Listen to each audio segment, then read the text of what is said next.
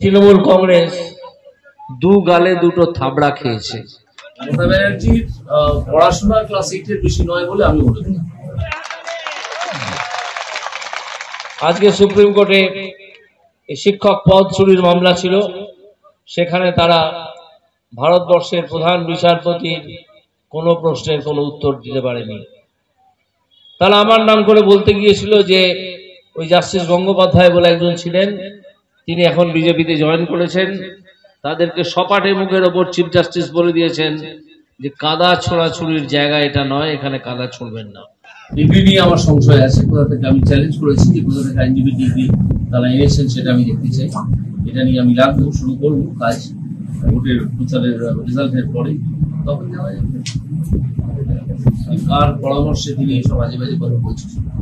তিনি নিজে তো কিছু জানেন না, তিনি এই ধরনের কথাবার্তাই বলেন। মঞ্চে উঠে পঞ্চভূতের মতো নাচ করেন, মঞ্চে আছেন পঞ্চভূত। কিশোর কুমার রায়ের একটা ছোট্ট ছড়া আছে না, সেরকম পঞ্চভূতের মতো নৃত্য করেন তিনি এবং তার ভাইপো। দেখছো কি হয়েছে এইসব করে, কিন্তু পাড়ার রাস্তায় দাঁড়িয়ে ঝগড়া করা, দলতলায় ঝগড়ার মতো ব্যাপার করে।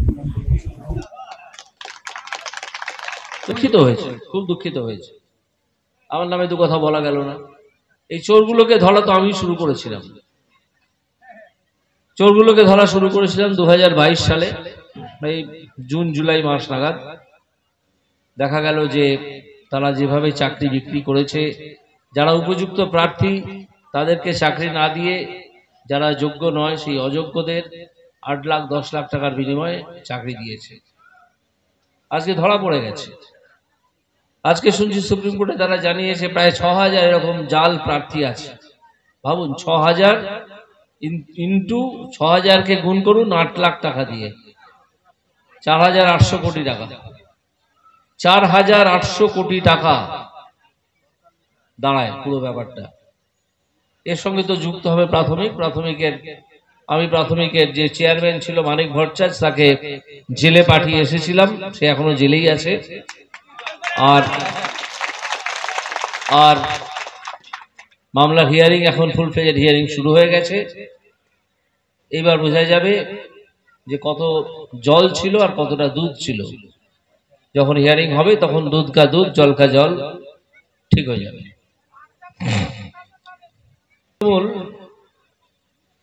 খাদ্যও চুরি করেছে এরা, চুরি ছাড়া আর কিছু জানে না।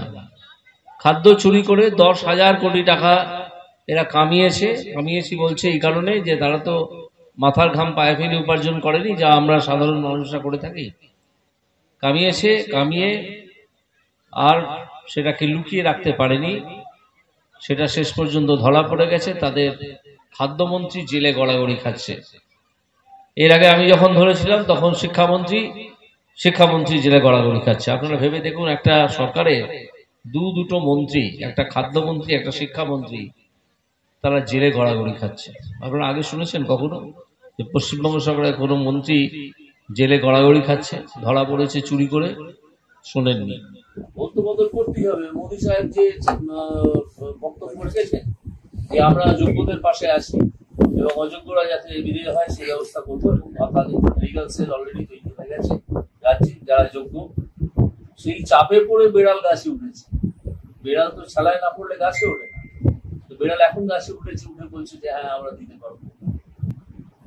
কংগ্রেস একটা অভিযোগ করছে যে 500 বছরের পুরনো রামকে নিয়ে আসতে পারলেন অযোধ্যাতে মোদী সরকার, নীরব মোদী মোহন চেস্কি এদেরকে নিয়ে আসতে পারলেন না, কেন? বিজেপি এই কথাগুলো খুব ক্যাচি। 500 বছরের পুরনো রাম, এই রামকে নিয়ে এসছেন থেকে দশরথের রাজ্য থেকে একটা রাম মূর্তি, যেটা রাম লালা পুজো হতো অন্য একটা ছাউনিতে, সেটার জন্য একটা মন্দির তৈরি করেছে।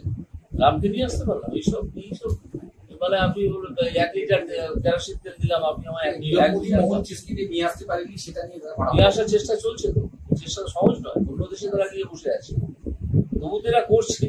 কংগ্রেস গভর্নমেন্ট তো সেটাও করে।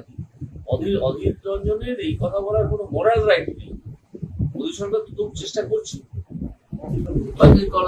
এরকম ঝগড়া করার অভ্যাস ছিল।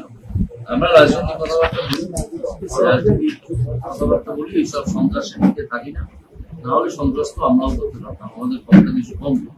ভারতবর্ষে 18টা রাজ্যে আমরা আছি, আমাদের ক্ষমতা কিছু কম। আমরা তাদের তো বড় বড় 3জন নেতাকে জেলে গড়াগড়ি খাওয়াচ্ছি, বার করতে পারছেন না।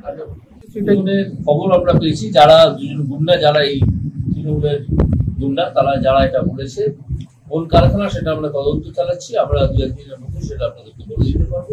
আর এছাড়া আপনারা তো নিজস্ব সূত্র আছে, আপনারা নিজস্ব সূত্রের খবর সংগ্রহ করতে পারেন যে কোন কারখানায় এটা করা হচ্ছে। এবং আমি আপনাদের জানিয়ে রাখছি, এটা কোনো মিথ্যে অভিযোগ নয়। আমরা একটা সুস্পষ্ট তথ্য পেয়েছি বলেই এটা আপনাদেরকে ডেকে আজকে এই সাংবাদিক সম্মেলন আমাদের করতে হচ্ছে। এটা যদি একটা বড় খবর হতো, ইলেকশন কমিশনকে জানানো। যে দুজনের নাম আপনি বললেন, এরা কি তৃণমূলের কোনো পদে রয়েছে? হ্যাঁ, তৃণমূলের পদে রয়েছে যুব সম্পাদক, যুগ্ম সাধারণ সম্পাদক এই বিশ্বজিৎ, এবং আরেকজনের নাম হচ্ছে সুভাষ। এই দুজন স্পষ্ট প্রমাণ পাওয়ার পরে কি আইনি কোনো পদক্ষেপ করবে? নিশ্চয়ই করবো, এবং আইনি পদক্ষেপ যেটা করবো তাতে এই যারা এগুলো করবেন, এই যে গুন্ডারা, তাদের কিন্তু ভবিষ্যৎ কণ্ঠকিত করবে। শ্রমিকরা তো শ্রম দপ্তরের অধীনে থাকে, শ্রম দপ্তরে কি কোনো শ্রমিক লিখিত অভিযোগ করেছেন এই হুমকি? সেটা আমরা এখনো জানি না, আমরা খোঁজ নিচ্ছি। আপনারা কি শ্রম দপ্তরকে জানাচ্ছেন বিষয়টা? না, শ্রম দপ্তরকে আমরা এখনো জানাইনি, তবে আমরা নির্বাচন কমিশনকে জানিয়েছি। যেহেতু নির্বাচন দিদি চলছে, আমরা নির্বাচন কমিশনকে জানিয়েছি। আমরা আশা করছি নির্বাচন কমিশন এটা উপযুক্ত পদক্ষেপ নেবে এই গুন্ডাগিরি এবং জুলুমবাজি। হ্যাঁ, সেটা আমরা তদন্ত করছি। বললি আর কি সব কারখানাতেই, না কোন কোন? না, সব কারখানা, সব আচ্ছা, এটা শুধুমাত্র কন্ট্রাকচুয়াল লেবারদের ক্ষেত্রেই করতে করা হচ্ছে নাকি, না সমস্ত ধরনের? যাদের গেট পাসে ঢুকতে সকলের ক্ষেত্রে। তো এটা কোন কারখানায় পার্টিকুলারলি আমরা জানতে পেরেছি, কোন কারখানা সম্বন্ধে, সেটা আমরা 2-1 দিনের মধ্যে জানিয়ে দেবো। আর আপনারা জেনে রাখবেন যে এই জুলুমবাজি প্রতিটা কারখানাতেই শুরু হতে যাচ্ছে।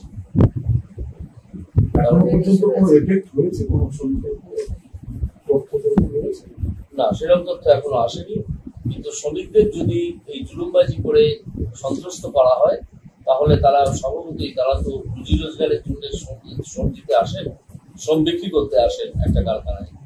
এই শ্রমের বাজারে তারা একটু পিছিয়ে যেতে পারে রাজনৈতিক কার্যকলাপ থেকে। আমরা তো বলছি যে সেই শ্রমিক তৃণমূল হতে পারেন, সিপিএম হতে পারেন, বিজেপি হতে পারেন, অন্য যে কোনো দল হতে পারে। আমরা সেই নিয়ে একেবারেই ভাবি, আমরা ভাবি তো গণতান্ত্রিক পরিস্থিতি নিয়ে। এবং সেখানে এই জুলুমবাজি, আমি স্পষ্ট করে বলছি, এই জুলুমবাজি চালানো যাবে না। ভবিষ্যৎ যারা এটা চালাবে, তাদের ভবিষ্যৎ কিন্তু কণ্ঠকিত করবে, আইনে জেরবার করে দেবে। শ্রমিকদের কি কোনো বার্তা দেবেন বা তাদেরকে আশ্বস্ত করতে? আশ্বস্ত করলাম এই বলে যে আমরা আমাদের সব সামর্থ্য নিয়ে এবং ব্যক্তিগতভাবে আমি আমার গত 24 বছরের হাইকোর্টের অ্যাডভোকেট্রি অভিজ্ঞতা নিয়ে তাদের পাশে সম্পূর্ণ থাকবো। এবং আপনারা জেনে রাখুন, আপনাদের কোনো ক্ষতি কেউ করতে পারবে না।